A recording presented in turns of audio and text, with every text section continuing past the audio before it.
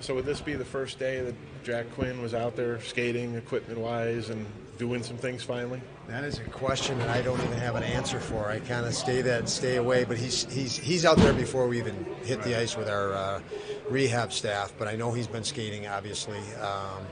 In the progression, I don't get too involved in it. I know they're still quite a ways away, but every day's been encouraging with him, and that's what you want to see and what you want to hear. Dylan Cousins has played with the Shield out of necessity. I mean, is he close to being able to get rid of that, and do you think that would help him? I mean, there was certainly some fumbled pucks the other night, and you could sense his frustration. Yeah, I hope it is. I mean, that's a challenge. It does mess with your peripheral looking down on the ice. You got to tip your head differently, and you lose a little of the peripheral feel to the sides of you with that full cage on. So he'll be excited when it does come off, and obviously it's not far from that happening. Ninth game for Zach Benson tomorrow, and everybody knows what it means. And how do you just make sure as a coach he is able to play it like another game and then deal with whatever happens afterward?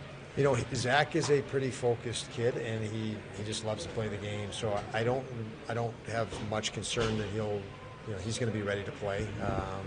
Again, just through his passion and love for the game, and we need to just stay focused on that. If you get too far ahead of yourself, it becomes a distraction. The task that's at hand, and we know the task that's at hand when you play in the NHL. Right. It demands all of your attention immediately, and we will proceed that way going into Washington. The play Benson made the other night to Dowling. I mean, the thing that strikes me is young players, they hot potato the puck all the time, but that showed the patience, it showed hockey IQ. I mean, just how does that stand out in your mind? A young guy can make that kind of play. Yeah, obviously impressive for the reasons you mentioned, and he does. He's a talented guy that was picked in the first round, so he has some really, really good attributes. And in that particular instance, they showed. He poised to make the play. As I mentioned, two guys drove through to buy him that extra time, and he knew what to do with that extra time, obviously. And the rest was, Darlene gets that opening again because the two guys push through.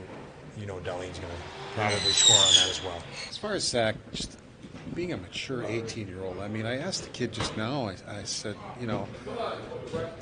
you look at, do you feel you've done everything you can now and it's going to be their decision and everything you can do? And he goes, well, I don't like to answer that question because you can always do more.